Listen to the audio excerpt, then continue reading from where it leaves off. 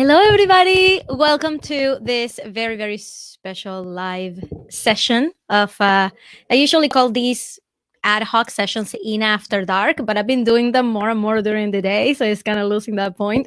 But hi, everybody. For those of you who don't really know me, don't even know how to pronounce my name is Ina Coveney, and I am a salary replacement expert. What that means is that I help professionals start a business on the side without quitting their job yet, start to make some money, replace their salary so that they can live the life they want.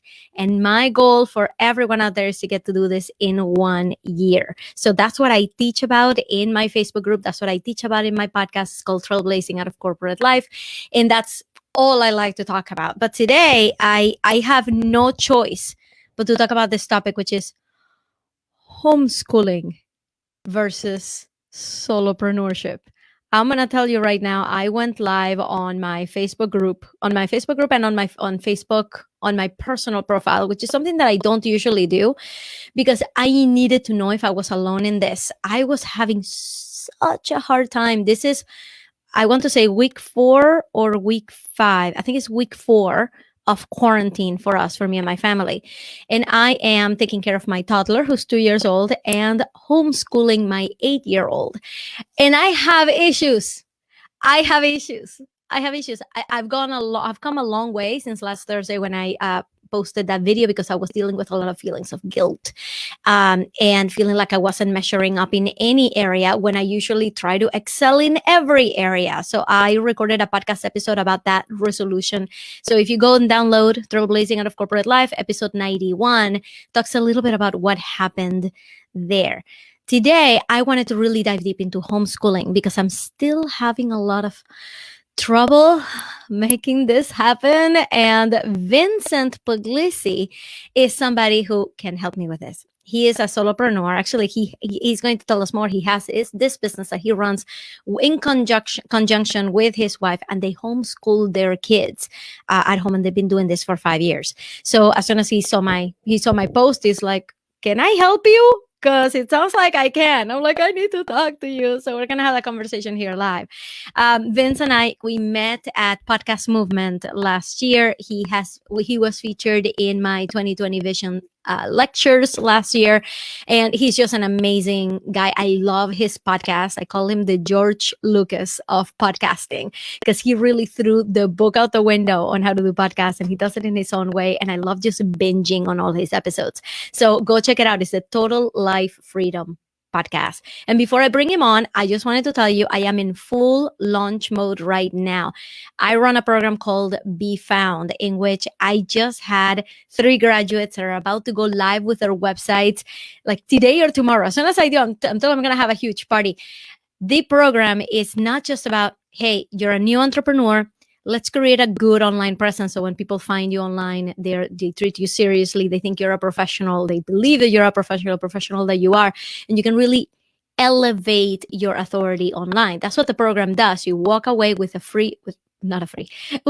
website and with a freebie, is what I want to say. With your freebie, with your digital download, all that stuff is set up for you. It's ready for you to go. But it's not just a website. I needed to make sure that new entrepreneurs out there don't end up scrapping their efforts after spending all this blood, sweat, and tears on making a first website that looks good, that looks okay. I didn't want them to go through that entire effort again in 6 months because they just suddenly realize exactly who they're serving and how.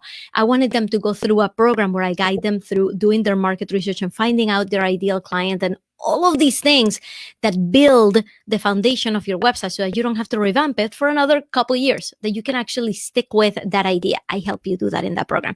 So if you want to talk and see if this is something you would like to talk about, it's something that sounds like exactly what you need, the program starts May 4th. Go to inacoveney.com/apply, but you have to spell Coveney right. It ends in EY. Okay, guys?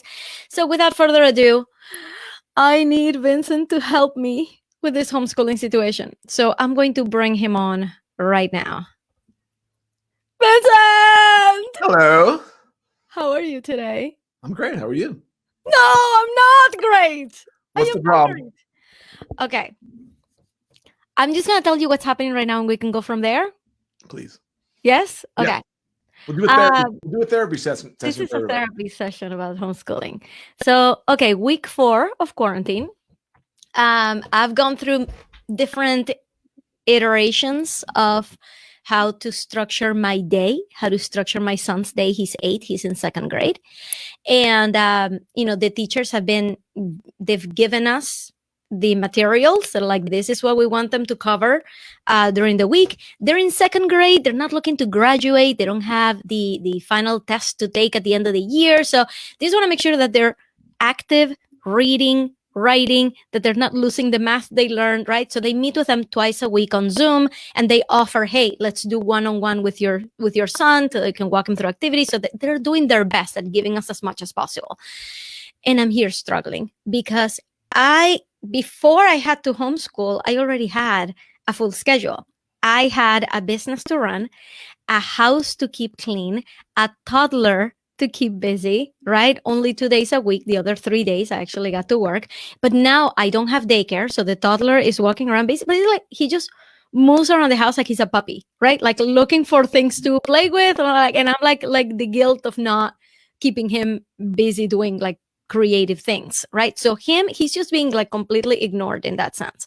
And my son, I'm keeping him busy. At first, I tried keeping him busy all day with activities, and I knew when I would have to interject and when I would have my meeting. So right now, I'm just having 1 meeting a day. The only time I can meet is between 1 and 2 o'clock, right? So today, I'm going to tell you, I just hired my niece so that she can do some tutoring with my son from 1 to 2, which is the times that I have meetings, right? Like just from 1 to 2, keep him busy. Because yesterday he just blew up saying how bored he was because we finished his work. So I'm like, hey, as long as you finish this work, you have free time. Just do whatever you want, but you can't be on the screens because he's been really obsessed with the screens and it's preventing him from doing other things. I'm like, okay, cut back on the screens. You can do anything you want without screens. And I was trying to actually do work, and I just blew up. I'm like, I can't talk to you between this time and this time while the baby naps. I just can't. And he's bored out of his mind. And I feel like that's the devil's playground. Like, I'm ruining him for life. So I at this point, I don't know what to do. We meet in the morning. We have activities. We do some of them. Today we went for a nature walk, which was one of the challenges from his school. We did that. We came home. He had a meeting, but he just keeps complaining about not having enough screen time, which is driving me crazy. And then my business is just basically getting forgotten. Like, only working 1 hour a day is insane to keep a business running. So I'm going to stop and take a deep breath. You are making it so much harder on yourself than it is. Oh my God. Thank you for saying that, and teach me how. Boredom is a great thing for kids. And you're looking at like it's the devil's playground. We love when our kids get bored. That's when they get creative. You were saying it's okay for kids to be bored because they get to be creative. It's not happening in my house, but I'm sure he needs just more than 1 day of being bored. But I want to hear more about this. That's exactly. He's been so structured. I don't know your son, so I just know the school system. I know the way it works. They've been so structured from the very beginning that boredom is insane to them because they're so used to either having screen time or being told what to do or be here for this time or mom's going to be here from this time to this time. I saw your schedule. I saw your like calendar or whatever. We're the exact opposite. Mm-hmm. Here's the way we look at it. And you're in a different boat because you have to send them back to school at some point. We don't. We want to raise great adults, not great test takers. Yes. That's our goal. Agreed. So when that's our goal, the entire structure of the school system doesn't make sense to us. Because all the things that they want you to learn, and I'm not bashing the school system. I'm saying the reason why we wanted to homeschool is because of freedom.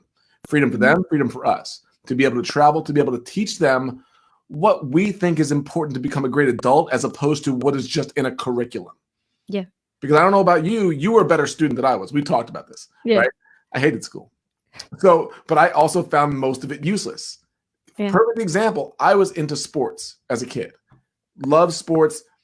Never a great athlete, but I played. And my teachers would put me down about it. They would say, they told my parents, well, he doesn't want to read what we tell him to read. All he wants to read about is sport. If one teacher would have said to me, you know, those articles you read in the newspaper or those magazines, there are people that get paid to write those articles. Not only do they get paid to do it, they get to actually go to the stadium for free and hang out with the players. How would you like that job? I would have been the best student in Roslyn High School. But nobody ever said that to me. They said, you have to follow the directions of what we're teaching you so that you can get the same degree that everybody else gets and go to college like everybody else does. And then, oh, guess what? When you have a job and this whole thing happens, good luck. So I don't want to put them down. So I don't know if I'm helping you with this. No, I want to hear. So how does that translate into what the day looks like and how you get them curious and excited about not learning the math is learning what do you teach them? What and how are the days? It's the wrong question. It's the wrong question that every parent is asking. Not what do you teach them? What do they want to learn? Have you asked him what he wants to learn yet? Yes. What does he want to learn? Besides YouTube. No, and those are the times that he's more interested. So he wants to learn. He wants to write a book. He writes all the time. Like he's like the creative flow of like writing and drawing, and like he's been making movies. I taught him how to make a movie on his phone, so he's been doing that. So like whenever he's in that creative genius, he's like, great. So I sat him down. I'm like, okay, this is how book publishing works. This is how you self-publish a book. So I told him, like, I'm gonna be your editor. You write, you create the story. We're gonna do this together, and I'm gonna go to Shutterfly and actually like create the book version. What do you think about that? He loved it. He's like, I want to publish my book. Here's your solution. We can end the call right now. No. Let him do more of that. Yeah. Not only will he be excited and love learning and dive more into what he wants, but here's the secret. You're going to get to do more work because he's going to be more engaged. Yeah. And I'm watching you the last week because I'm like, I got to see the way this is going. It's like you're like a TV show. And it's like the different schedules and you're going crazy, like trying to, and every parent wants to teach their kid. We had to come to the conclusion. We are not the teachers. We are the guides. We are guiding them towards this life. We as parents pretend that since we're older than them, that we know everything that they need to know. And we don't. Our oldest, our 14-year-old is in like, he developed a love for, I'm not sure how it happened. Some book, we go to the library, Elizabeth bring them back. Something about World War II. Started studying World War II. Now, instead of us saying, here's the test or here's the book report, we just got more books and didn't say read it, but Elizabeth go, she'd get 20 books, throw them out in the living room, pick up, they're going to gravitate towards what they want. All of a sudden, he's reading 3 to 4 hours a day about World War II. Now, it's not just World War II, it's the tanks. Got really interested in the tanks. So we start studying history of the tanks. Now we start talking about the different, it was almost like civil rights because the first African-American airman troop. He starts learning about them, starts learning about how the tanks are built, the physics behind it. He wants to builds his own little tanks now. One big one in our basement he can climb into, right, out of cardboard. He now wants to sell the tanks. He's writing an ebook about tanks. I was writing it yesterday. Everything you can imagine, writing, math, finance, business, civil rights. There's probably about 12 categories that are studied through this one topic that he loves. I don't know anything. I mean, I know World War II, but I don't know what he knows. We went to the World War II Museum in New Orleans when we were traveling last month. He knew all the answers that the adult didn't know. And I didn't know them. I didn't need to be the teacher. I need to be the guide towards what I want them to develop a love for learning, not a love for getting an A on a test. So when I'm writing this down, like be the guide, not the teacher. Let him become the expert at the thing. I don't have to become an expert at the thing. No. And this is where everybody's getting it wrong. Blowing my mind. Everybody's getting it wrong. And they're getting stressed out and they're destroying, maybe that's too big of a word, but they're damaging the relationship with their kids because it used to be a fun relationship and now it's this adversarial relationship. And your kid doesn't want you to be the teacher. They're not looking, take a deep breath. They don't need you to be the teacher. They need you to be their parent and their guide. And we had to learn this through trial and error. We've been doing this 6 years. I am less of a teacher now than I've ever been. I follow what they do. They are so creative. It gives them so much confidence to do what they want to do. I want them to lead. I asked Seth Godin this, what do my kids need to learn when we homeschool? And he said, only two things: solve interesting problems and lead. Everything else could be memorized. It can be looked up. But the only way to solve interesting problems is to go solve interesting problems. The only way to lead is to go lead. And that's what we need to do for our kids. And I'm watching in horror as I'm watching everybody homeschool across the country and flipping out. They have to buy like cases of wine to deal with it. That's not real good for your kid when he sees you having cases of wine. Like, what's that going to say about his self-esteem or her? Or like in my case, he's not watching me drink. He's watching me get very angry very easily and having a really short fuse. And that's not the relationship. Like, that's why I started to freak out over this last week and telling my husband, I'm ruining it. I'm ruining him. I'm ruining the relationship. He's just 8. I'm imagining this when he's 14. Like, these are the patterns I'm perpetuating right now. By 14, he will have been 6 years of this. Yeah. And what else did he learn? So I need to change course like now, 180. It's about the relationship. It's about when your son is 32, that he loves the work that he does, whichever way it is, and that he wants to come visit you, and he doesn't feel guilty. I want him to say to call me, you know? But you know how many people won't? Because their parents had their thumb on them their entire childhood, and it was control, control, control. And rules without relationships equals rebellion. And that was me. So my parents and I had to deal with it for a long, because I was not the student. When you tell me your son has all these creative tendencies at 8, the system is going to be a problem for him, because it doesn't reward creativity. It rewards following direction. Yeah. And so I think you have a beautiful opportunity here. Just an absolutely great opportunity to not only bond with him. What's his name? Gregory. An opportunity to bond with him, that he's like, this was so much fun. I love this time with mom. He's gonna love the connection that you've built together. And the other thing is, like, we're so used to this structure, and now at 8 you don't deal with it. But for those that have teenagers, I see people like they're getting up at the same time and we're gonna get them up. Baloney. Forget that while you can. Our teenager sleeps until 10:30, 11 o'clock sometimes. And we're not bad parents, and we're not lazy. You want to know why? Teenagers need sleep. But they're all screwed up because they have to be on the bus at 6:30. You think maybe that contributes to why teenagers act the way that they do, when their body is wired to stay up later and go to sleep late, we don't allow them to do it. It harms their development and their growth. So let them sleep in if you can. There's so many, I don't want to say mistakes, but there are screw-ups going on right now that I want to help. You can start by helping me. Okay. So Gregory, what he's really, really good at is the creative stuff, right? He loves to write, to draw.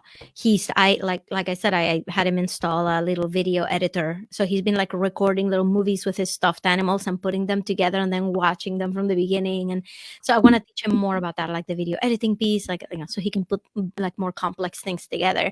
That's the stuff he loves. He has not really gotten into reading, and I'm going to tell you why, because it's not like he hates to read.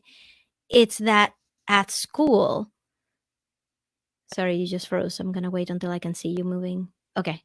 All right. So at school, they have him write down how many minutes he read per day. So you know what happened? Vincent, you know what happened? What? I gave him the Harry Potter book. And I'm like, baby, you're going to love this. Kids love this. Like, I read the first 2 Harry Potter books, and like, they really get you into the world of magic and stuff. I think you're really going to like it. You can read it. So he read like the first chapter, and then we kind of left him on his own. They're like, okay, great. He's into it. He's going to read it, right? He comes back like the next day. He's like, oh, I finished it. And I'm like, I know my son. I know he didn't, right? He's like, oh, I finished it. I started the second one already. And he had like a bookmark on book number 2. And I'm like, so I'm here trying to like catch him on a lie when I already know that he's lying to me. I'm like, did you really like tell me what happened? Like, write down a paragraph on what happened in the first book. And it was very, very vague. I'm like, who's Ron Weasley? Like, the friend on the books. He's like,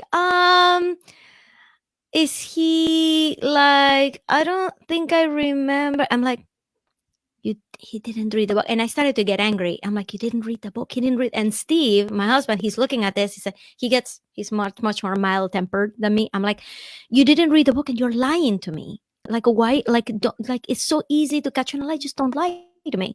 And he's watching this. He's not saying anything. At the end, he kind of pulls me aside. He's like, I just want you to know that I agree with you. I just don't know how to handle it. So I took my son out for a long walk, and I told him, listen, I'm going to ask you a question, and I just want you to tell me the complete truth. And he's like, okay. What happened with the Harry Potter book? And he's like, I skipped a bunch of pages. And I'm like, well, it seems like you skipped the whole book. And he's like, I skipped like all of it. Because the goal is not for him to read and have fun and to understand what he's reading. The goal is for him to clock in 20 minutes a day. And that, it bothers me so much because he loves this. Like, he loves the reading. He wants to write a book. He's like, reading is one of those things that I want it to be so fun. And it's like the fun has been sucked out of it for him. So How would you feel about podcasting if you were forced to do it on a timer? I know. That's why all of my podcasts are like spontaneous. I don't even plan my content for that. I need it to be spontaneous. Even worse, what if you didn't want to do podcasting, but somebody told you had to do it? Right. You do it as quickly as you possibly could. You would skim past it. You might cut corners, get it out of your life as quickly as you could because it's a requirement. Yeah. That's teaching people to become employees. You're an entrepreneur. It's ironic. You're an entrepreneur teaching other people how to build this life. Yeah. But for your son, he's got to go down the path that you don't want to go down. Yeah. And you have a beautiful opportunity. I want to do things differently. And I would love to ask you more details about how the homeschooling works in your life. Right now, I'm getting your lessons. I'm like, okay, I'm here starting to think of like, okay, how can we make just base everything off of the stuff that he's really interested in, right? Mm-hmm. And teach him about the publishing industry and like all these things that I totally get that. Like, sounds wonderful. How do you, and I know this is like the fact that I'm saying the following word goes against everything, but I need to know practically, how do you structure your day? How do you, because he's 8, right? So how do I make it like basically like a program? Like, okay, we're going to be learning good stuff, but he doesn't have a problem. Like, in the morning, he wakes up earlier than anybody because he learned fast that if he wakes up earlier than everybody, he gets to use the screens as much as he can before anybody wakes up. He's becoming efficient. So he wakes up at 6 a.m, which is, I'll allow it. You can wake up early to do whatever you want. That's fine. How much work does he do at school? Right now? When he's in school, how much work, quote unquote, work gets done? During school hours or after? During school hours. I'm going to say maybe like, I don't know, 2 or 3 hours. 2 or 3 hours. That's the average. About 2 hours. Yeah. How much work does he have to get done at home? Is he getting a lot more now than he did at school?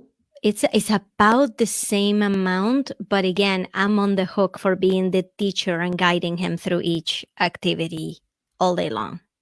Well, it's hard because the teachers didn't know about this. We froze up. I'll wait till we come back. We're good.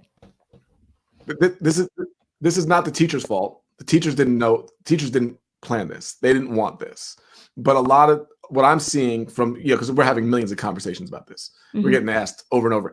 And what I hear are a lot of teachers are kind of overcompensating. Well, we're in school all day, so here's from 9 to 3 what you do.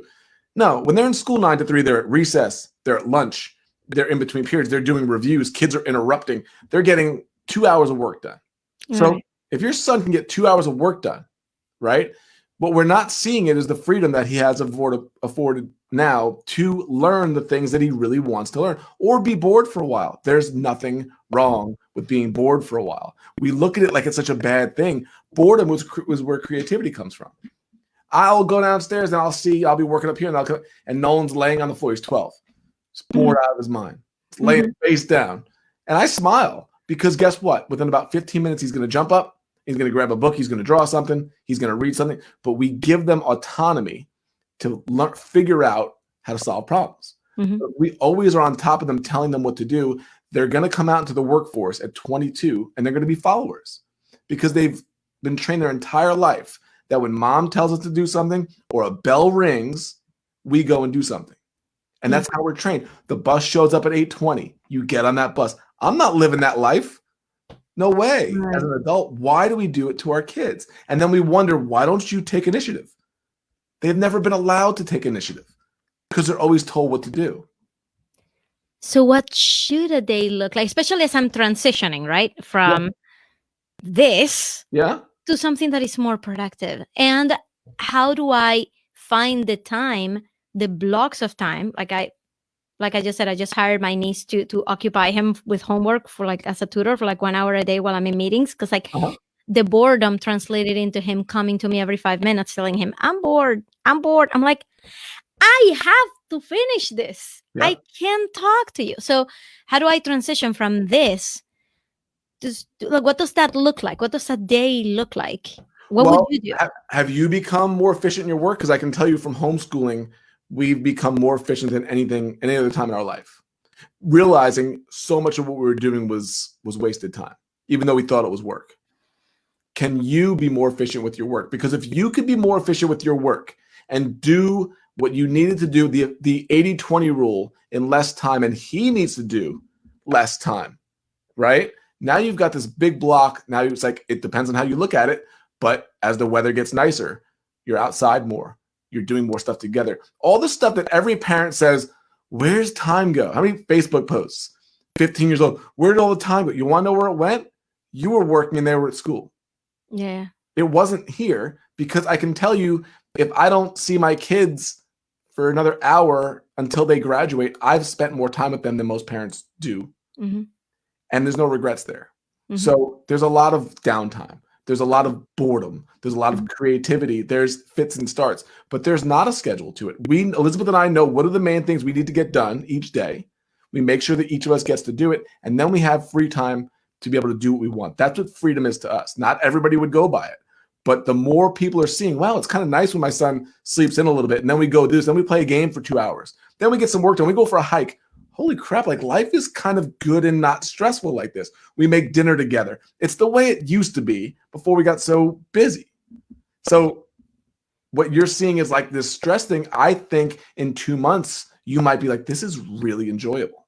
Yeah. So what should a day look like? I'm going to wake up tomorrow. I'm going to be like, okay, this is what we're doing differently. It's not just like letting him roam and put books around. Like I got to start. He's got to know what to do that day. Okay. So how do I do that? What are the main things that he'd want to work on? Plan in advance. Yeah. You don't want me to tell you? Like, no, you don't have to tell me. Okay. But what are the main things? Just like he's an adult. If you're an adult running your own business, and I can schedule 12 hours of BS time and pretend like I'm busy or just waste my time, or I could be as efficient as I possibly can and do what's the most important thing so that my business gets done much quicker. What are you thinking? You're curious or you're completely just baffled? No, something just like it touched a part of my brain that's never been like massaged before. If I were him, if he was a grown-up, like I've never seen it that way. As a grown-up, I have things to do, right? But I've always thought of having things to learn as something that is structured, because that's how I learned, right? I went to school and I went to college, and that's how you learn, by having classes and by having from 9 to 3 and from, like having like that structured time. But my actual work, the stuff that I do it because I want to. I'm still learning. I sign up for programs all the time. I'm here talking to you, learning about this. And this is enjoyable for me. This is not work. So if I start to take the stuff he needs to do and kind of like, if I were the one doing it, I had never thought about it before. If I was the one doing it, I wouldn't be learning, like forcing myself to learn all day. No. I would do the things that I need to do. I would schedule the time like that tutor time or whatever thing I want to learn whenever I want to put it. And then the rest of the time I do whatever I want. It's kind of nice. I had never thought about learning that way before. That's why as I sit back and I laugh at people, and I don't mean to make fun of people, but it's like I'm homeschooling my kids for a week and they're driving me crazy. And I have 1 or 2 kids and I'm like, or people are like, oh, the kids are home from the summer. What do I do? I'm like, we do this 12 months out of the year and we run multiple businesses and I'm not stressed out. Neither is my wife. Now we have our moments. Our kids, there are days that we threaten to send them to school. I will tell you. We're like, it is snowing out and that bus is coming and you can get on that bus. And they go, no. They don't want to. So it is not perfect, but it's exactly what you're talking about. It's like you get to schedule your life. That's what freedom is to us, but most people don't do it. And we don't learn in a 9 to 4 setting when we're in a class for 45 minutes on one subject and a bell rings. John Taylor Gatto said it beautifully. What inane system is this that a kid could be working on the greatest piece of art in the world and a bell will ring and they have to drop it and go do something completely different? Wouldn't the smart thing to be like, that's brilliant, keep going? We don't do that. So that's why your son will be 3 or 4 hours diving into video editing. And guess what? In about 2 years, you can hire him to do video editing for your business because he's going to understand what you're doing. And then you get to build it together. And that's what we're doing. You're blowing my mind. You're blowing my mind. Do what he has to do. And the learning time, we can totally make it fun. But then the rest of the time, he can do whatever he wants. So let me ask you. I heard of a really, really good idea. So don't shoot it down, but I would love to hear your spin on it. This is from Jennifer Pearson. She is an entrepreneur in my community who has also been homeschooling her kids for a while. Mm-hmm. And I was talking to her about this. She has been amazing with this. She just did a live with a Louisville organization all about homeschooling. And I'm going to put a link to it in here.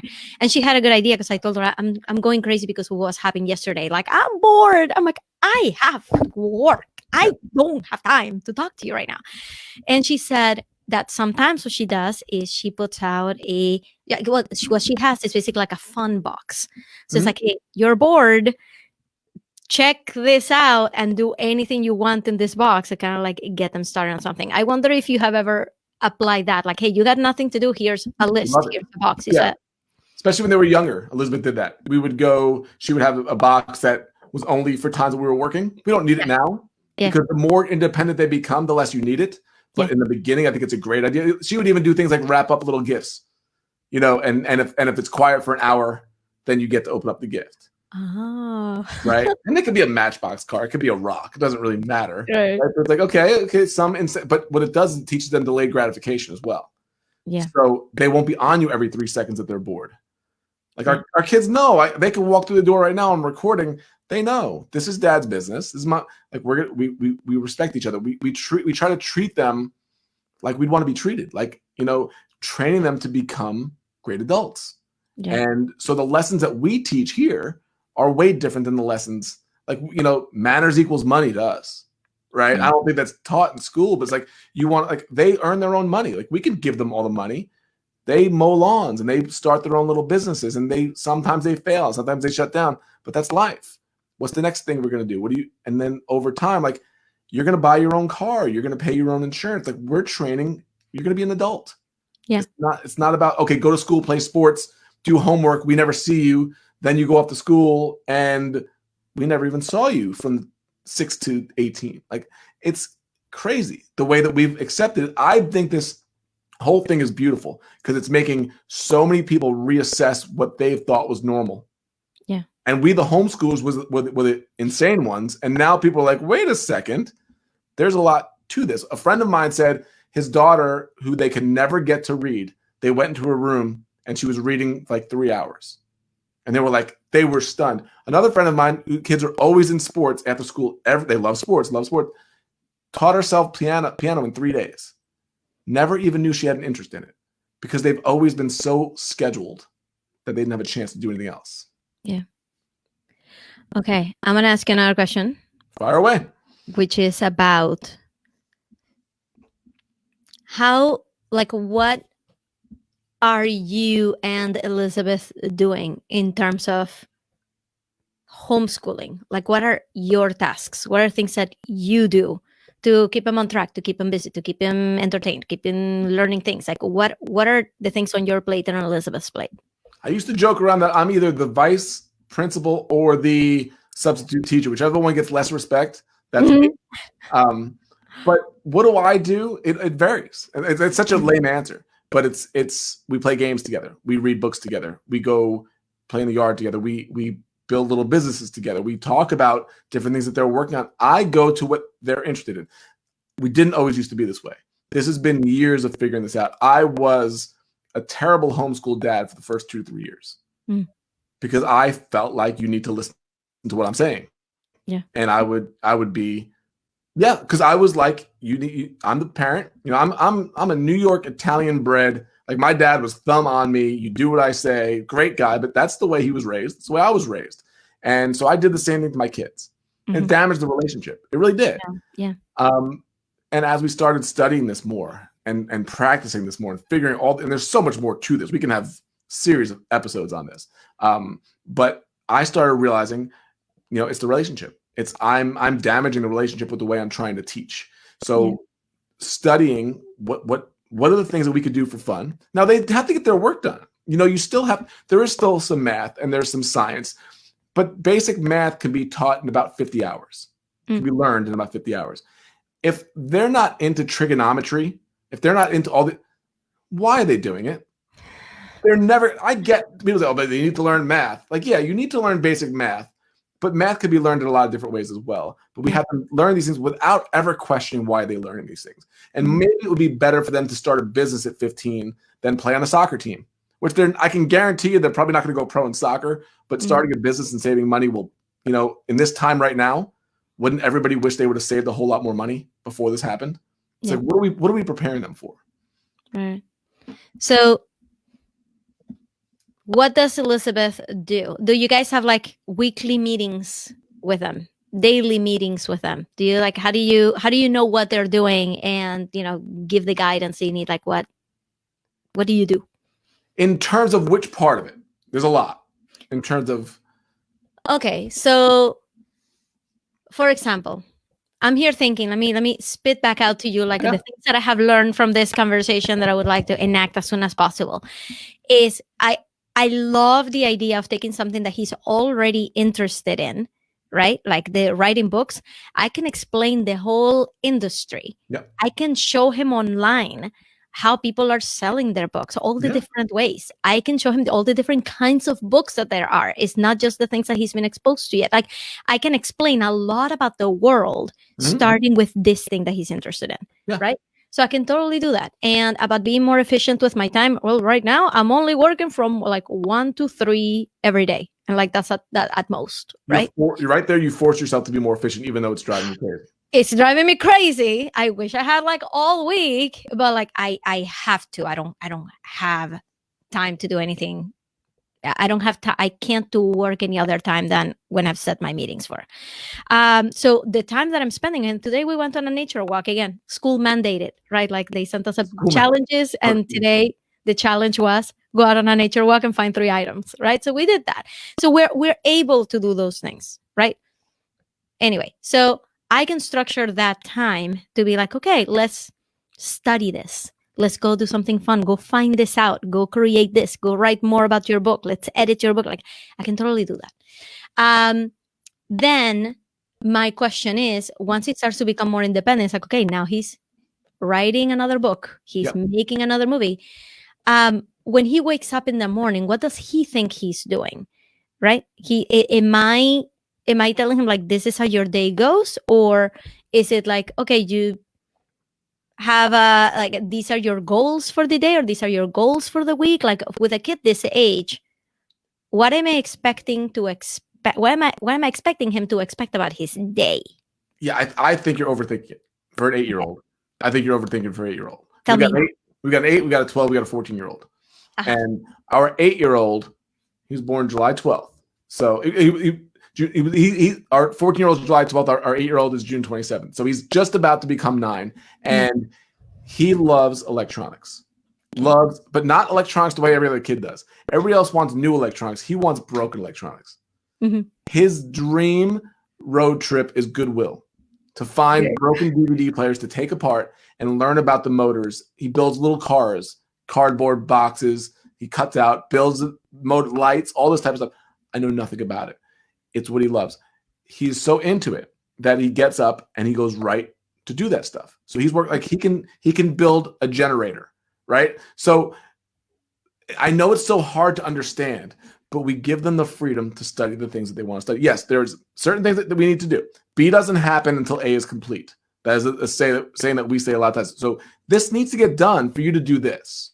I'm not trying to be obtuse with my answers to you, because I want to make clear that, like, structure to us isn't necessarily a great thing. There are things we need to get done, but we've studied structure and it's been beaten into our heads that kids need structure. And if you study, I'll send you the articles, structure in very many ways is not good for them to become the leaders that we want them to be. They need, Albert Einstein says it, one of the best lines, he goes, the highest form of education, the highest form of research is play. Einstein said that. But yet we don't allow them to play. So at 8, what are the things that you need? What are the basics that you need to get done so you handle the school requirements? And then how do we allow them to grow and nourish as a free-thinking kid going into an adult? Like, I think the one thing I want you to come away with is, I think you're putting way too much stress on yourself, and you've made it way too hard on yourself because you said the word guilt over and over again. Right. Like, there's times our kids are doing their own thing for hours. I'm not with them. I don't feel guilty. They're learning. And as long as they're not on a device just doing crazy stuff, you'd be amazed by how smart they are. And we don't give them enough credit for what they can figure out. They are so curious. And this is what we learned. There's so much to this. But at 8, they're still curious.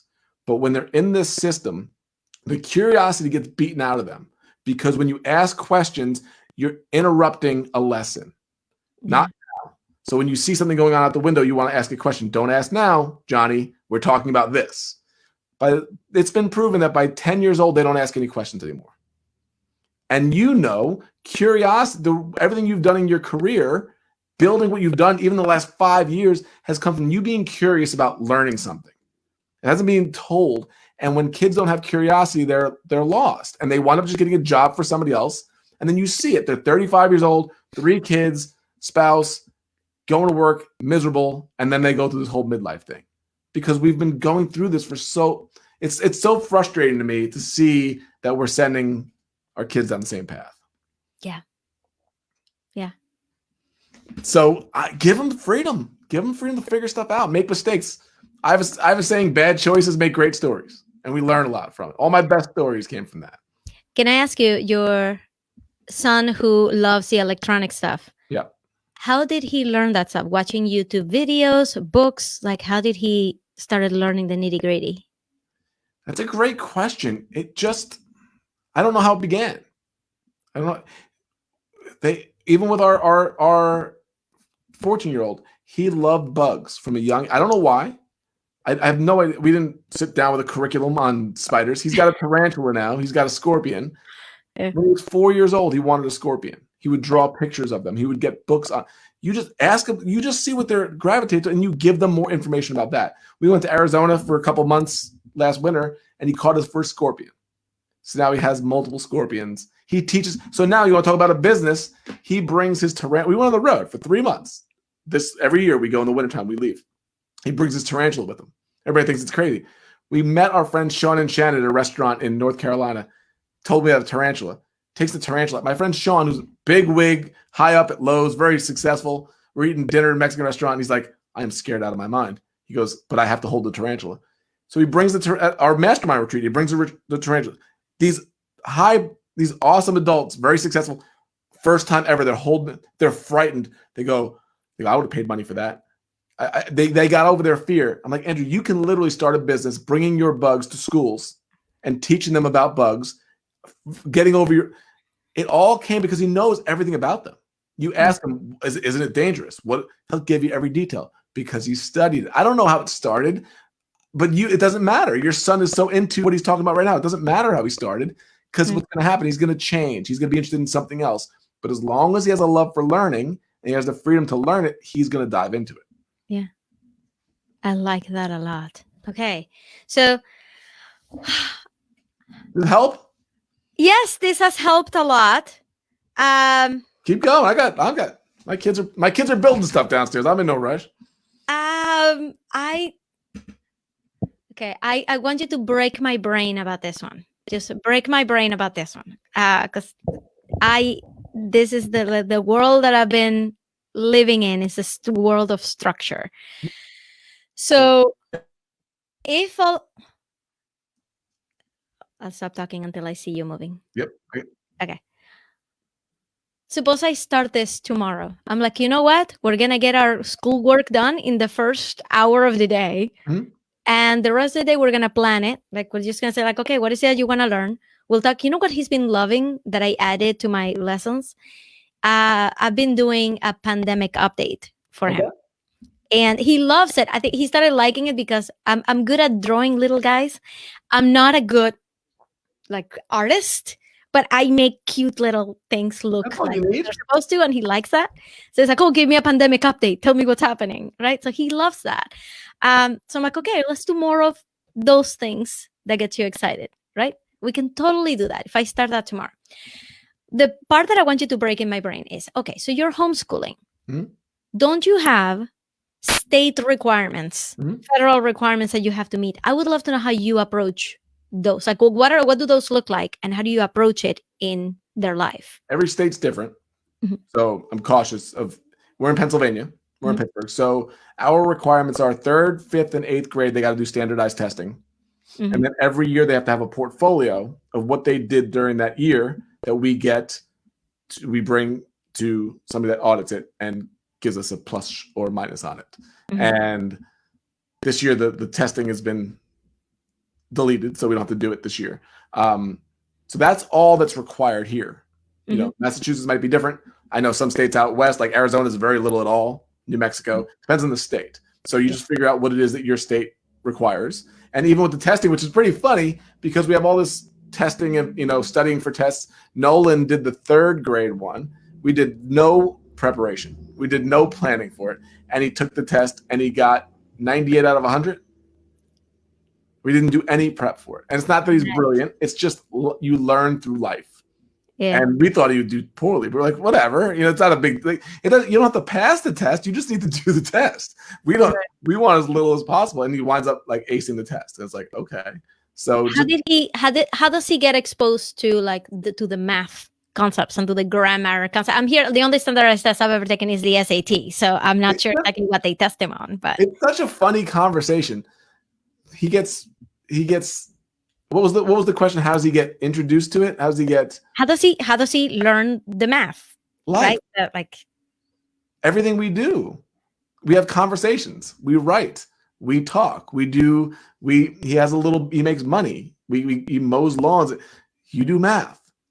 You do math in life. How do we learn math? We get better. I don't need a class. If I want to make money, I better know how to do taxes. I better know how to charge people. And I'm getting better at math. I don't have a math class. Yeah. And it's the other thing that you're not dealing with right now, but it's people socialization. It's my favorite homeschool question. It's what about, aren't they the weird homeschool kids that, make their own clothes and they sit in the basement?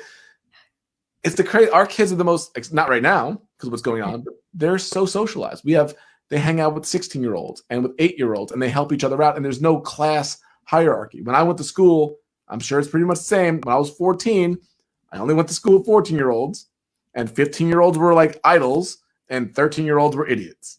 And that's the way life went. Right. And it's the most ridiculous thing in the world because I'm I don't know how old you are, and it doesn't matter.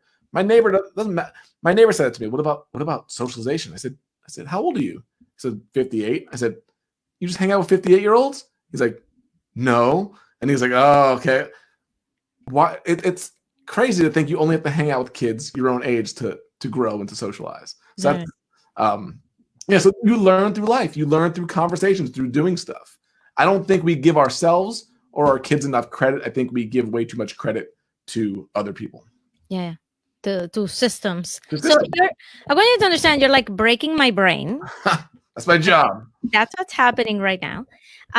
So it's going to take me a little bit to like wrap my head around this, but I think I got a good starting point, which is like I can't believe How simple like it is? how this is what I do. Like the things that I do every day, I do because I want to, because I'm interested in that thing, because I want to learn that thing. There's very little in my life that I do because I absolutely have to, and because somebody else is making me.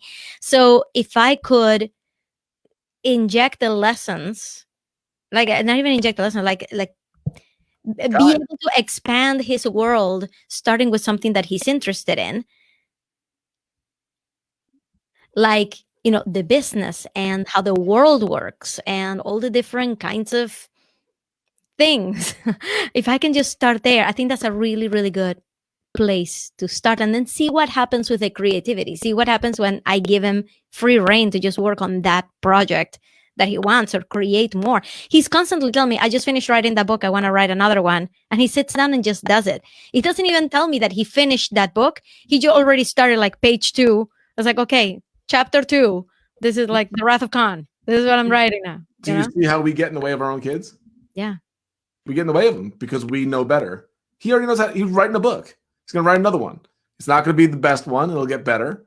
And then he's going to learn how to edit it. He's going to learn grammar. He's going to maybe watch a YouTube video about how to edit a book, or how Tim Ferriss published his book. Wouldn't that be cool for you guys to learn together? Hey, mom wants to write a book. I want to learn from somebody who sold millions of books. You want to sell millions of books? I love that. All right. You know, you can make money when you sell millions. Really? Buy a new bike. Because I'm not buying you a bike. Okay, I better work. That's how it goes. Yeah. Okay. Mileage may vary, right? Everybody's different, but I'm going to go and do that. I thank you so much for this. Like my mind is still kind of like blown. Like when my mind is blown, I just go like in a trance. So I'm actually like just I'm speaking out of mechanical memory, because like my brain is someplace else, just already starting to think of ideas. But Vincent, I love talking to you every single time, and this has been awesome. So can you tell people where to find you? What do you have going on right now? How do people follow you and hang on to in your space? Yeah, like you mentioned earlier, we have the daily podcast, Total Life Freedom Podcast. We're actually starting up a Total Life Freedom School podcast, which is going to be about our version of homeschool and what we're talking about here, and just so much more. It's going to be Elizabeth and I working together. So we talked about the basics, you know, but there's so much more to this. So that'll be a twice a week podcast. And Total Life Freedom is our. Am I frozen? No, I'm saying yes. Awesome. Our Total Life Freedom is our business. We help entrepreneurs build a life of time, money, location, freedom. And if anybody wants, we actually put something together that is it's a 10-story PDF for homeschool for people that are in this. So it's basically the 10 unexpected benefits of homeschooling. If anybody wants it, Total Life Freedom. What's that? Sorry, I interrupted you. You were saying, I was asked, okay, how do we get it? How do we get it? TotalLifeFreedom.com/homeschooling. And I can send you the link. Just download the document there. Also, I think on that page, you can get a free audio version of my book, Freelance to Freedom. We've recorded it. It's free. So that's the way to contact me. Awesome. I'm going to go and download that now, and I will add it to this video. Thank you so much, Vincent. My pleasure. I hope it was helpful. It was. And it's going to change everything. I'll report back. I'll tell you how things go. Please keep me updated how it's going. I mean, I'm going to watch you. I'm going to see it. I'm going to see if it's working. So we'll see. I will keep you posted. I think you guys are going to have a lot of fun together. It's going to be great for him and for you too. Yeah. I definitely need that relationship release, you know? I'm just not the best teacher monster mom. I'm just not. Neither am I, and you don't have to be. Okay. Thank you, Vincent. Thank you. Bye. Bye. Yay, thank you so much for watching. If you enjoyed it, make sure to click subscribe right here. And if you're a podcast listener, go and search for Trailblazing Out of Corporate Life, and you'll get me through your ears. All right, guys, have a great one. And don't forget, right here, subscribe.